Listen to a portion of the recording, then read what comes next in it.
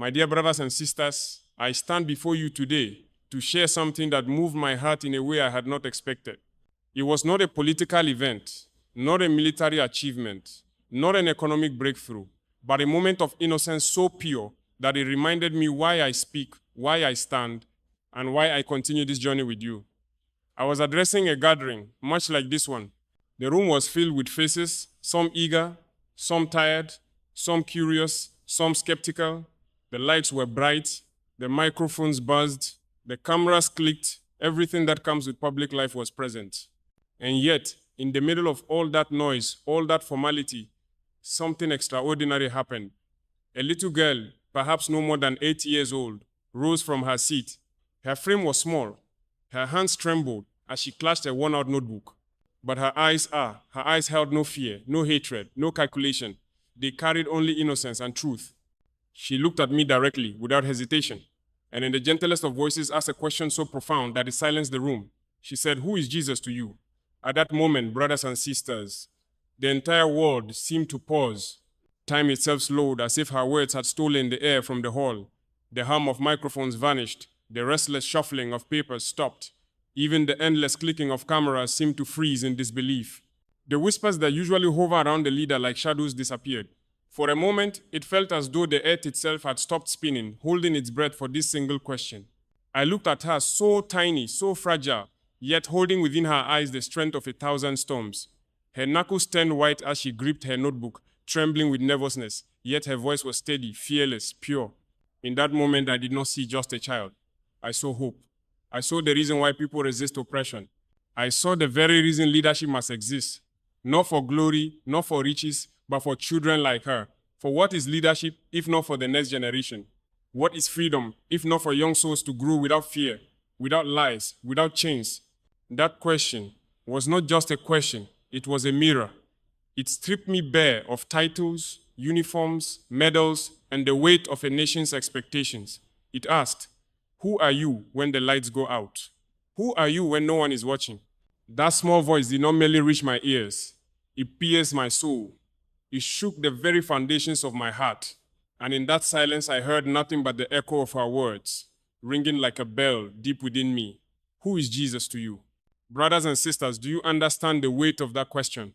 In a world where people demand favors, where leaders are asked for promises, where crowds clamor for wealth or power, this child asked for none of those things. She did not seek politics.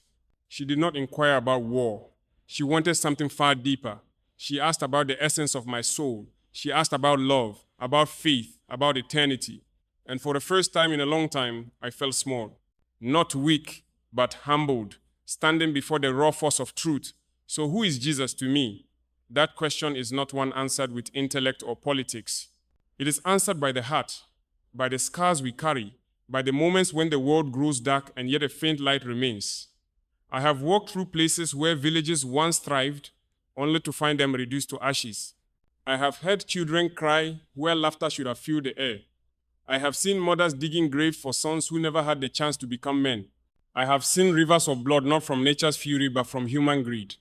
And in those moments you ask yourself, what is hope? What is light? What is meaning? And then a name comes to you. A name not carried by armies, yet strong enough to break chains. A name not roaring like thunder, but calming storms. A name that whispers in chaos. Peace, be still. That name is Jesus. To a man who has witnessed both war and peace, betrayal and loyalty, death and survival, that name becomes more than history, more than tradition. It becomes life itself. In leadership, betrayal is never far. It walks behind you like a shadow. The closer you move toward power, the longer that shadow grows. I have seen men I once called brothers sell their honor for gold. I have seen friends trade loyalty for titles. In those moments, you begin to wonder, does loyalty even exist? Is love just an illusion? But then I remember the story of Jesus, how he walked with 12 disciples, taught them, loved them, trusted them. Yet one betrayed him with a kiss for silver. Another denied him 3 times before dawn. And still he did not curse them. He did not call for their destruction. He forgave. He washed their feet before they betrayed him. Who among us can love like that? Who can forgive with such depth? Few, if any. Yet Jesus did. And that is why To me, he is proof that love is stronger than betrayal.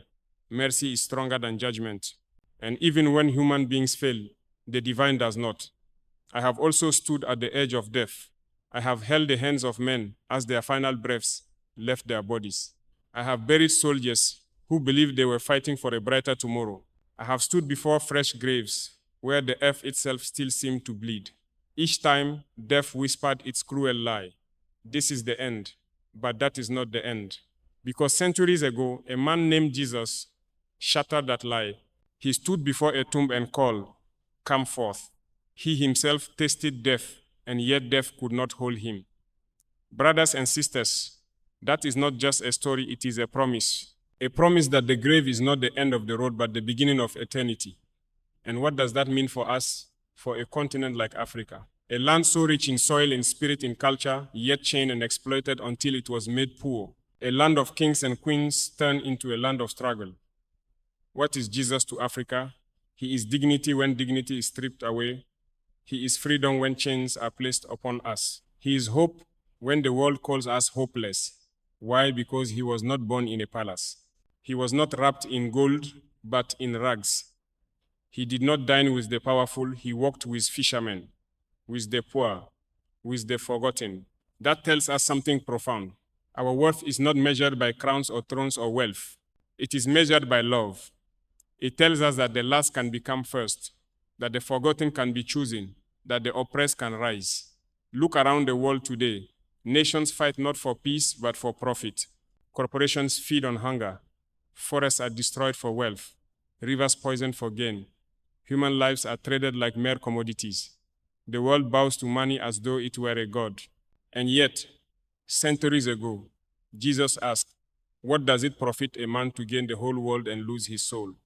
We have built machines but forgotten humanity. We have gained luxury but lost simplicity.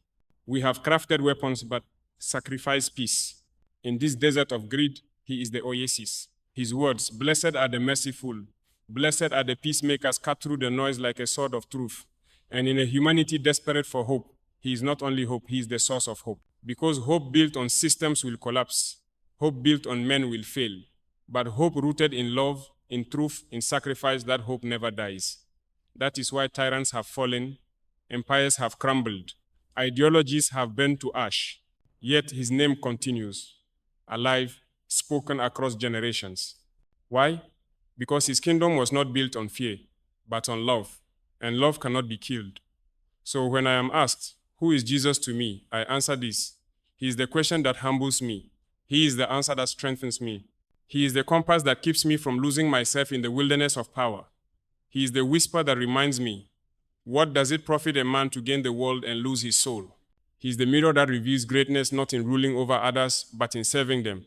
That is why, when I looked into the eyes of that little girl, I could not give her politics. I could not give her a diplomatic speech. I had to give her something human, something real. So I said, "My child, Jesus is the breath of mercy in a suffocating world. He is the light that shines when the sun refuses to rise. He is love in a world drowning in hate. He is the friend who never betrays, the teacher who never misleads, the healer who never demands payment, the leader who never enslaves." And when she heard those words, her eyes widened as if stars were dancing inside them. And as her eyes sparkled with wonder, I continued speaking, knowing that what I was saying was not only for her, but for everyone listening in that hall and even beyond those walls. I said, "Do you know why the name of Jesus is loved by billions across centuries? It is not because he commanded armies.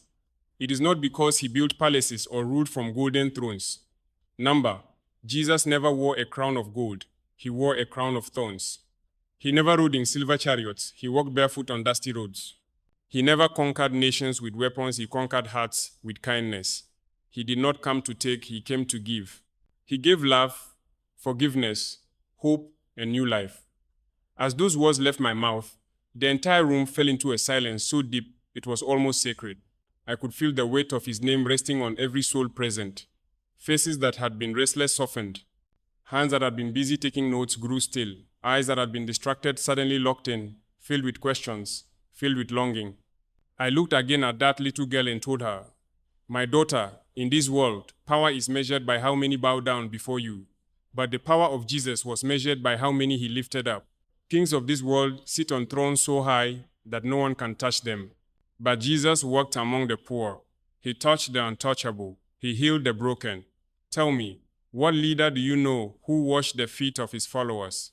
What king laid down his life for his people, not for glory, not for empire, but purely out of love? And I turned to the people in that hall and asked, do you see the meaning of this? Do you understand why, after more than 2,000 years, his name still shakes the earth? Because love does not die. Truth does not die. Mercy does not die. Empires fall, crowns rust, weapons turn to dust. But the name of Jesus still lives, still heals, still forgives. My brothers and sisters, we live in a time when people kill for power, when they build walls instead of bridges, when they exploit the weak and call it politics. And yet, centuries ago, Jesus gave his life for the weak. He broke down walls of hatred. He said, "Let the little children come to me." Think about that. Do you see the depth of it? He opened his arms to the smallest, the poorest, the forgotten. He gave value where others saw nothing. So I said to that girl, do you know why your question matters? Because the world has forgotten love. The world has forgotten mercy.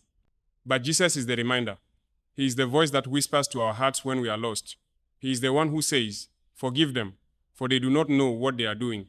Now tell me, who else says that? Who else forgives while being nailed to wood? Who else prays for his enemies while they mock and attack him? That is love beyond human understanding. That is the kind of love every soul secretly longs for, a love that does not betray, a love that does not end. And as I spoke, I saw tears in the eyes of men who thought they were unshakable. I saw women who had carried the unbearable pain of burying their children cry quietly.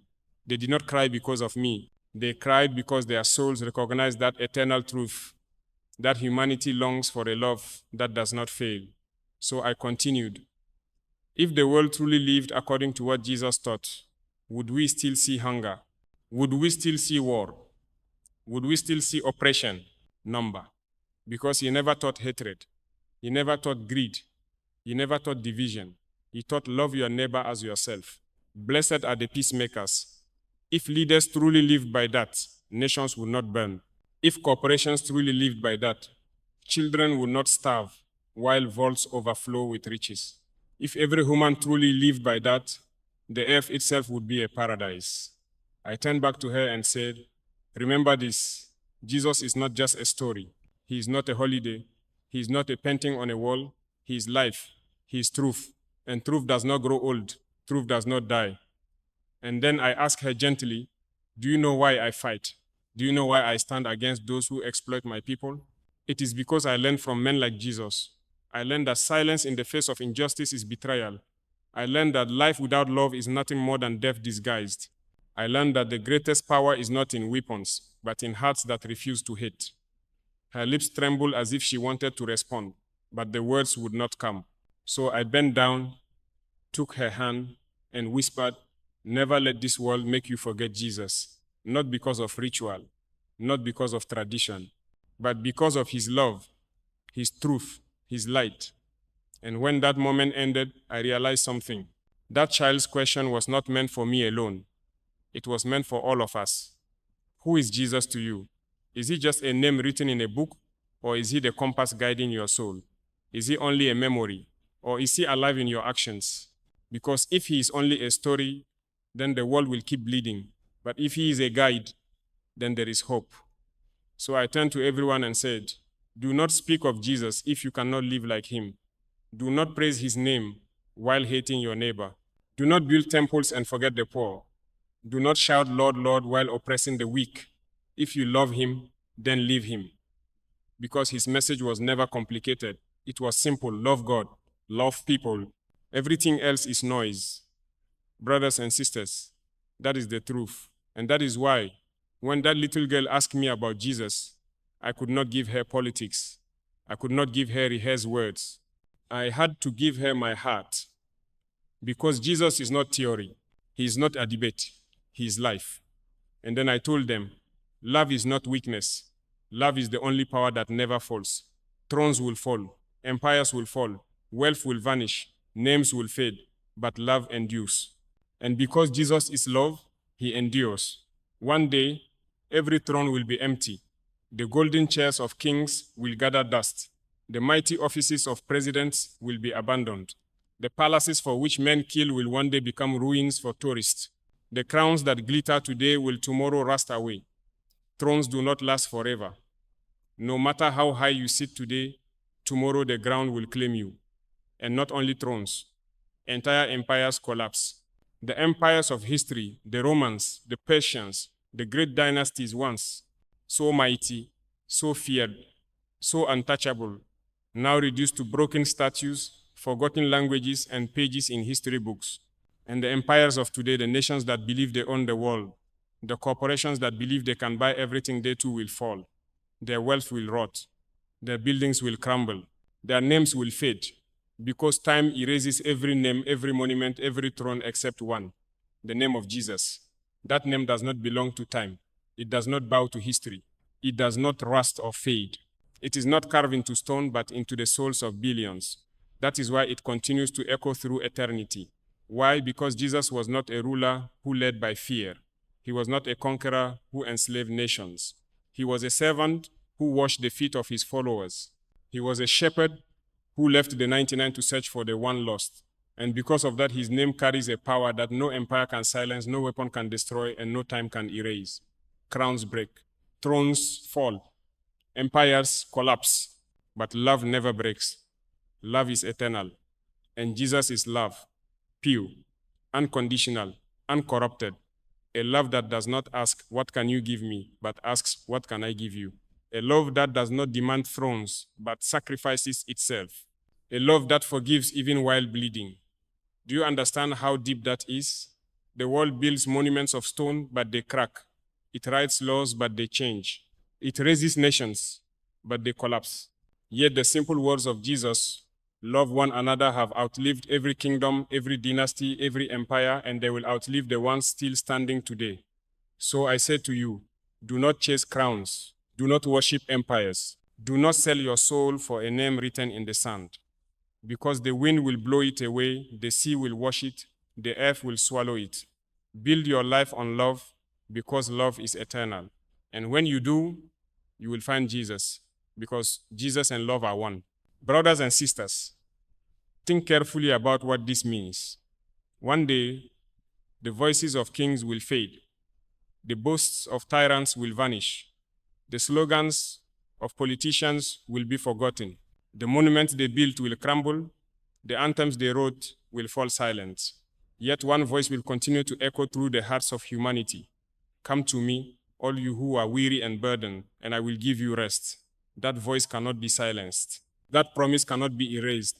It does not belong to a single generation, it belongs to eternity.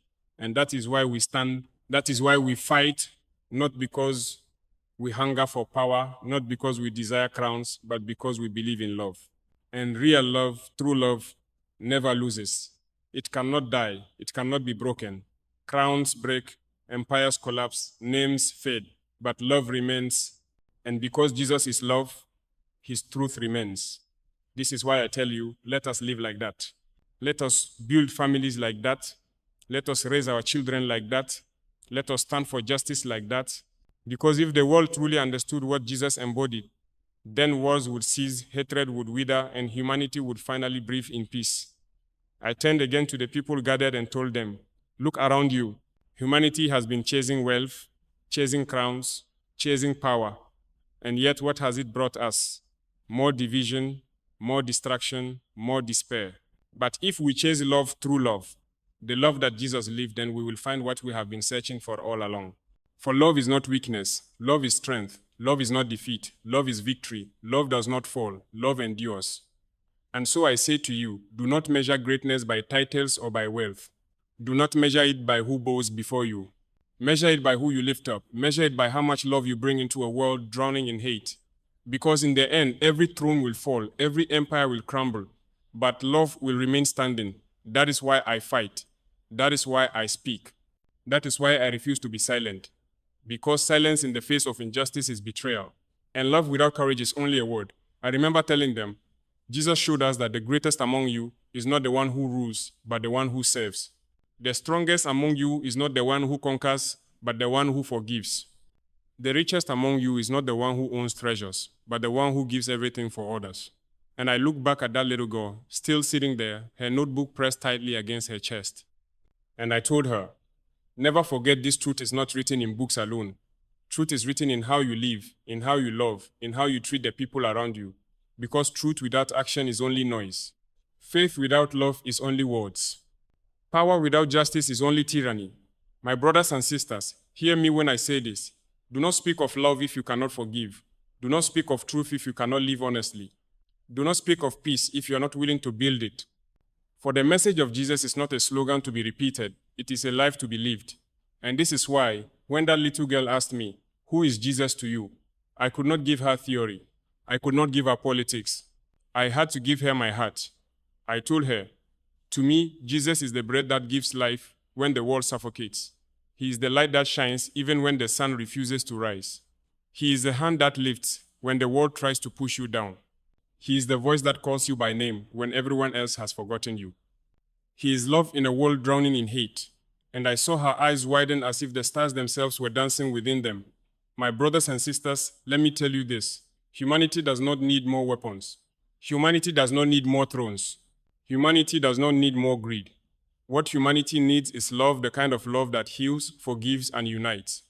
The kind of love that Jesus lived, not just in words, but in action. Think of it. He healed the sick without demanding payment. He touched the untouchable without fear. He forgave those who cursed him. He gave his life without asking for reward. Who else has done this? What king? What ruler? What conqueror? None. Only him. That is why his name has endured when all others have faded. That is why his words still move hearts when the words of empires are forgotten. That is why his life still inspires, while the lives of tyrants are buried in shame. And so I say again, do not chase crowns. Do not build your life on sand. Build your life on love, because love is the only power that cannot be broken. Even when nails pierced his hands, even when mockery filled the air, even when betrayal surrounded him, he loved. He prayed for his enemies. He forgave those who cursed him. That is not human love, that is divine love. And it is that love, brothers and sisters, that still calls to us today. It calls to leaders tempted by greed, to nations tempted by violence, to people tempted by despair. It calls out, there is a better way, there is a higher road, there is a love that does not fail. This is the message I wanted that child to hear. This is the message I want you to hear. Because if we forget this, we lose ourselves. If we lose love, we lose everything. So who is Jesus to me? He is not a memory, he is not a myth, he is not a ritual, he is life, he is truth, he is love. And if we can live like that even imperfectly, even clumsily, then perhaps we can bring light into the darkness of this world. Brothers and sisters, let us carry this truth forward. If there is one lesson to take away, it is this. Every empire falls, every throne collapses, every name fades into dust, but love remains. And because Jesus is love, his presence endures beyond the reach of time. Think of the mighty empires of history, the Romans, the Persians, the great dynasties of the past. Once, they ruled with power so absolute that people believed they would last forever. But today, they exist only in history books, in ruins, in broken statues. Languages have disappeared, monuments have cracked, crowns have rusted. And the great powers of our own time, the nations that imagine themselves eternal, the corporations that believe they can purchase the soul of humanity, they too will pass. Their wealth will decay, their buildings will crumble, their systems will collapse. Because history teaches us one unshakable truth.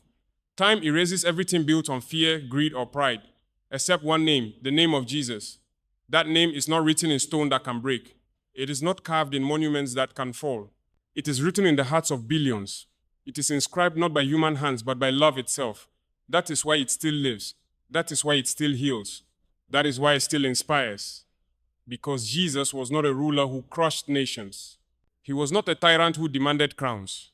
He was a servant who stooped down to wash the feet of his followers. He was a shepherd who left 99 to search for one lost sheep. He was a teacher who chose fishermen, outcasts, and the forgotten.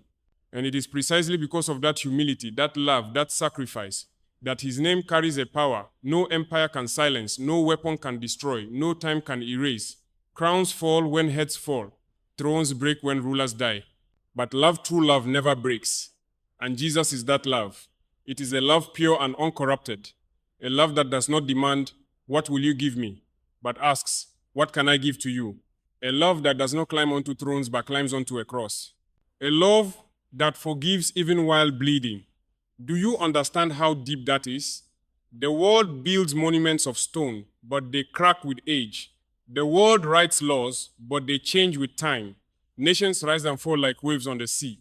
But the simple words of Jesus, "Love one another," have outlasted kingdoms, dynasties, and rulers, and will outlast the one standing today. So I say this to you: do not chase crowns. Do not sell your soul for empires that will turn to dust. Do not worship names written in sand, because the tide will wash them away. Instead, build your life on love. Build your life on truth.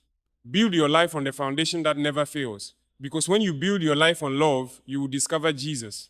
And when you discover Jesus, you will discover life itself. One day, brothers and sisters, the earth will be silent. The voices of kings will vanish. The boasting of rulers will fade.